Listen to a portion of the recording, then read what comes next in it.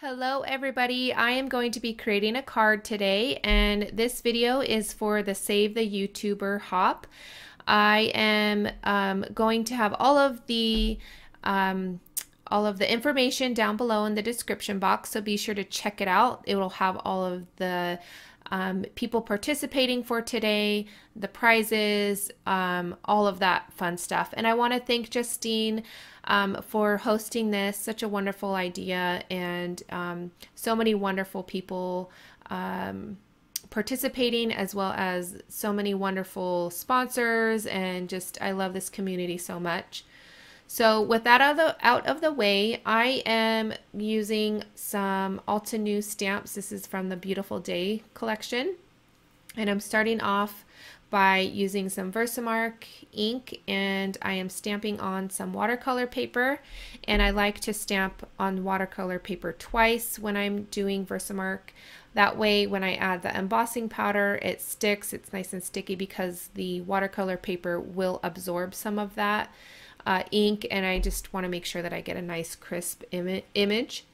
So I'm using the Ranger Super Fine embossing powder, and I do, I think, 3 or 4 of each. I do the flower and then the leaves. I'm not going to share all of that with you because I feel like it's repetitive and it would be boring, but I am just heat setting that embossing powder right now. And now I have all of my images stamped out and embossed. I am going to start by adding some water to one of the flowers, and I'm using the Altenew watercolor palette. I love these colors. They're super gorgeous. And I normally like blues and teals and turquoise-y colors, but I thought I'd switch it up today and use purple. Purple is actually my favorite color, but I don't really use it that often in my paper crafting. But what I like to do when I'm coloring images is I like to add the water first, and then I'll go in with watered down color, and then I'll go back in with a more saturated brush, or yeah. So as you could see here, I have a little bit more of that color, and I'm not watering it down at all. And then I'll go back in after I cleaned off the brush, and I have a paper towel to the side of me, so I'm just kind of brushing off. And this is a watercolor brush, so it holds water inside of it, so I could just squeeze the water and it cleans off really nicely. And then I'll go back in to the petals, and I work a few petals at a time, and then I'll kind of blend that color out so that it looks really nice. And I'll continue to do this until I am happy with the look. So I am going to play some music because I feel like I explained it quite well, as much as I could, I think. If you have any questions, leave them down below. It's not too interesting of technique, but I wanted to share it because it's part of the process for this card. So I will be back shortly.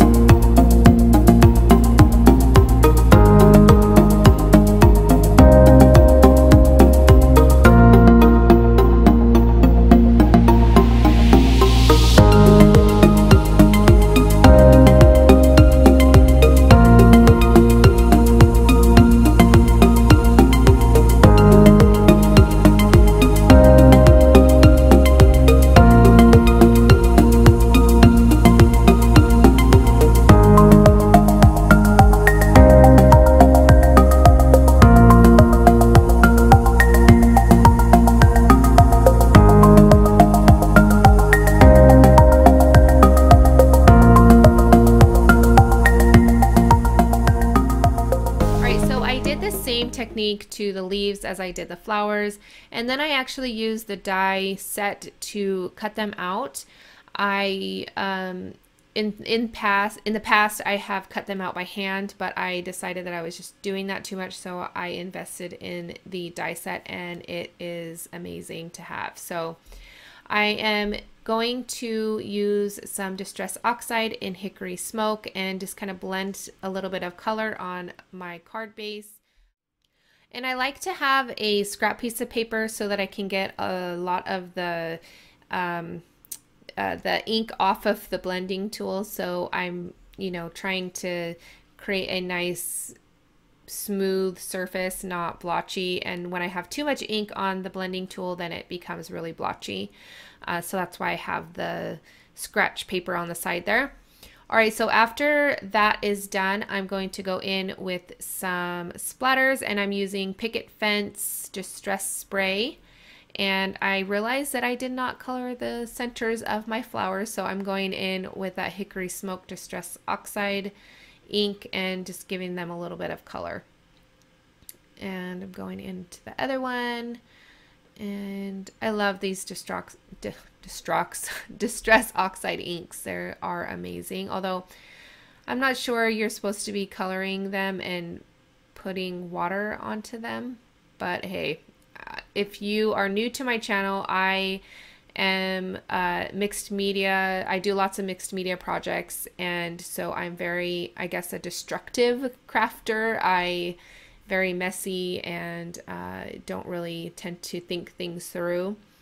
So that's why I like mixed media, because you can be really messy and not perfect, and that's why I love mixed media so much.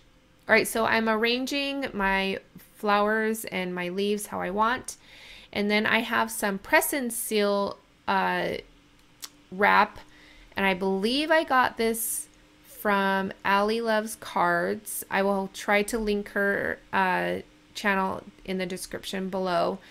When she did this, I was just amazed. That's the first time I've seen it. This was a while ago, probably a year ago or so. So I just haven't tried it, and I remembered to get some press and seal wrap, and then it was perfect for this because you don't have to guess like where it was or anything. You just pick it all up, and you could see I keep going back over the card base, trying to see where I want all of the stamped images to be behind the flowers, and it just makes it really easy. As you can see here, I put it on the card base, and then I'm going to move it, and then I could just continue to do that. And I'm using some VersaFine ink to stamp the other images, the ones that I want behind the flowers. And then I am going to go in with a little sprig. I love these flowers and how you can kind of just bunch them all together. You can create so many different looks with just the one stamp set, depending on how you arrange them, and the leaves and the flowers, and how creative you are, and if you want to mask them off or anything like that. So the set is really nice to have, and I love coloring these flowers. They're just super gorgeous. All right, so I'm going to continue to stamp the little sprigs, and then I'm going to go in with the leaves. And I am going in with the Hickory Smoke just to give it a light something else. I felt it needed something else. And I'm glad that I did, because I really like the faint leaves. I'm going to show you up close because I was just happy with how it turned out. I am adding a little bit of black splatters just for, just because I love splatters.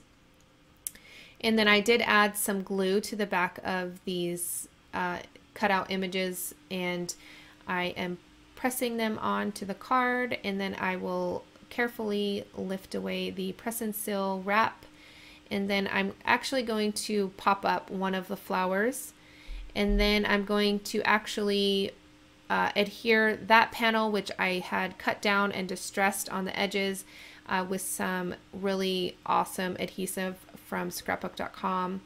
And then I did end up stamping out a separate sentiment, and my camera had died, and of course I didn't notice. I just get in the zone and just do my thing. So anyways, that is going to be my card.